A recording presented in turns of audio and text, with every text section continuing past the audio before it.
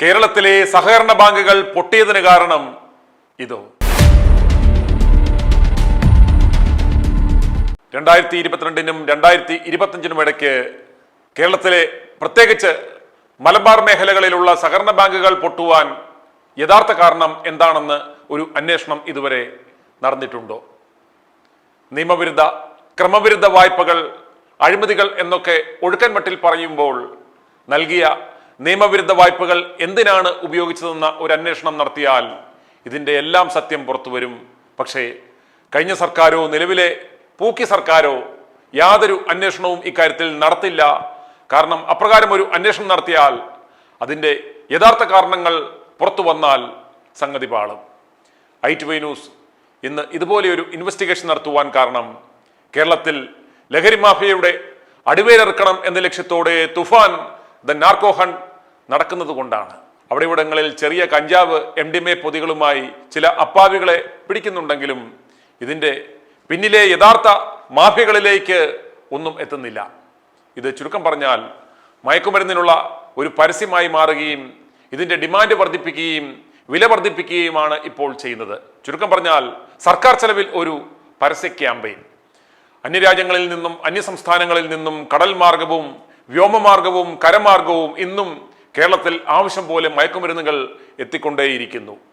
യാതൊരു കാരണവശാലും എയർപോർട്ടുകളും സീപോർട്ടുകളും സ്വകാര്യ മാഫിയകൾക്ക് തീരെഴുതി നൽകരുത് എന്ന് ബോധമുള്ളവർ മുറവിളി കൂട്ടിയിട്ടും അതൊന്നും കേൾക്കാതെ എല്ലാം സ്വകാര്യവൽക്കരിക്കപ്പെട്ടു.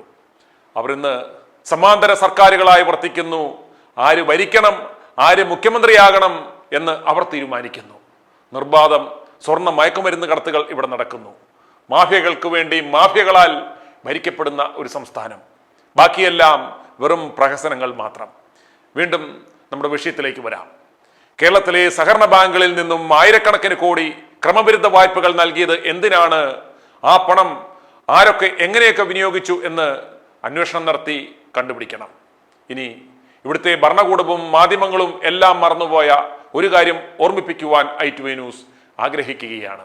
2023 മെയ് മാസം 13 ശനിയാഴ്ച വൈകിട്ട് കൊച്ചി പുറംകടലിൽ വെച്ച് NCB അഥവാ ദ നാർക്കോട്ടിക്സ് കൺട്രോൾ ബ്യൂറോയും ഇന്ത്യൻ നേവിയും സംയുക്തമായി നടത്തിയ ഒരു ഓപ്പറേഷനിൽ 2525 കിലോയോളം വരുന്ന അന്താരാഷ്ട്ര മാർക്കറ്റിൽ ഏകദേശം 25,000 കോടി രൂപ വിലമതിക്കുന്ന ഹൈ ക്വാളിറ്റി മെതാംഫെറ്റാമൈൻ എന്ന മാരക ലഹരി വസ്തു ശേഖരം പിടികൂടിയിരുന്നു. ഇന്ത്യയുടെ ചരിത്രത്തിൽ ഇന്നുവരെ ഇത്രയും വലിയൊരു തുകയുടെ ഒരു മയക്കുമരുന്ന് വേട്ട നടന്നിട്ടില്ല. പിടിച്ചെടുത്ത മെതാംഫെറ്റാമൈൻ പാകിസ്ഥാനിലെ ബലൂചിസ്ഥാൻ തീരത്തുള്ള ജിമാനി എന്ന സ്ഥലത്തു നിന്നാണ് കപ്പലിൽ കയറ്റിയതെന്ന് NCB കണ്ടെത്തിയിരുന്നു. മയക്കുമരുന്ന് അടങ്ങിയ ചരക്കുകളിൽ പാകിസ്ഥാൻ ഭക്ഷ്യബ്രാൻഡുകളുടെ മുദ്രയും ഉണ്ടായിരുന്നു. കടൽ വഴിയുള്ള മയക്കുമരുന്ന് കടത്ത് തടയുവാൻ ലക്ഷ്യമിട്ട് ഇന്ത്യൻ നേവിയും NCBയും സംയുക്തമായി ആരംഭിച്ച ഓപ്പറേഷൻ സമുദ്രഗുപ്ത് എന്ന ദൗത്യത്തിന്റെ ഭാഗമായി ആയിരുന്നു ഈ റെയ്ഡ്. പാകിസ്ഥാൻ കേന്ദ്രീകരിച്ച് പ്രവർത്തിക്കുന്ന അന്താരാഷ്ട്ര ലഹരിമരുന്ന് മാഫിയ തലവൻ ഹാജി സലീമിന്റെ അധോലോക ശൃംഖലയാണ് ഇതിന് പിന്നിലെന്ന് അന്വേഷണ ഏജൻസികൾ അന്ന് സ്ഥിരീകരിച്ചിരുന്നു.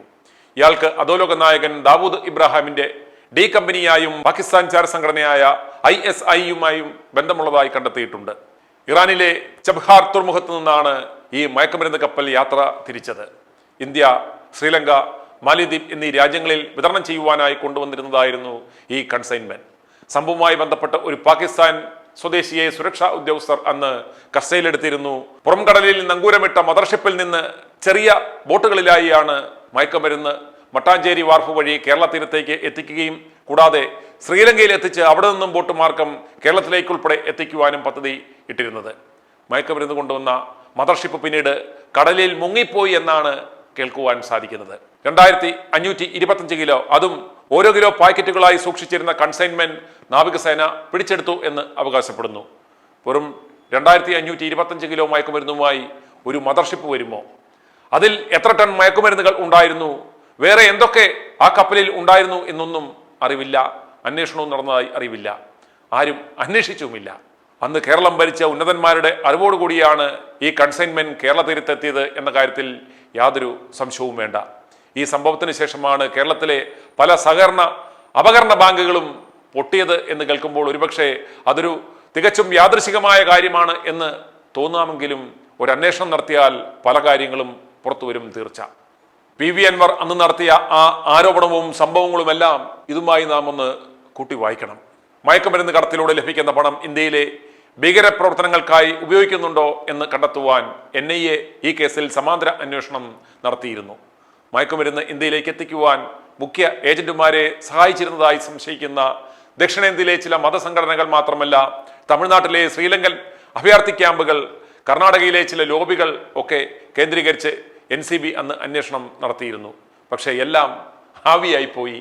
ഒടുവിൽ കപ്പലിൽ നിന്ന് പിടിയിലായ പാകിസ്ഥാൻ സ്വദേശി സുബൈർ ധരേക് ഷാനെ NCB വിശദമായി ചോദ്യം ചെയ്യുകയും കോടതി റിമാൻഡ് ചെയ്യുകയും ചെയ്തിരുന്നു. പക്ഷേ രാജ്യത്ത് തന്നെ നടന്ന ഏറ്റവും വലിയ ഈ മയക്കുമരുന്ന് വേട്ട കോടതിയിലും അട്ടിമറിക്കപ്പെട്ടു. വിചാരണ കോടതികളിൽ കേസ് നടപടികളിൽ കൃത്യമായ തെളിവുകളുടെയും രാജ്യാന്തര അതിർത്തികളിലെ പിടിച്ചെടുക്കൽ വിവരങ്ങളുടെയും സാങ്കേതിക കൃത്യതയില്ലായ്മയും കാരണം പറഞ്ഞ് പ്രതികളെ വിട്ടയക്കുന്ന സാഹചര്യം വരെ ഇവിടെ ഉണ്ടായി.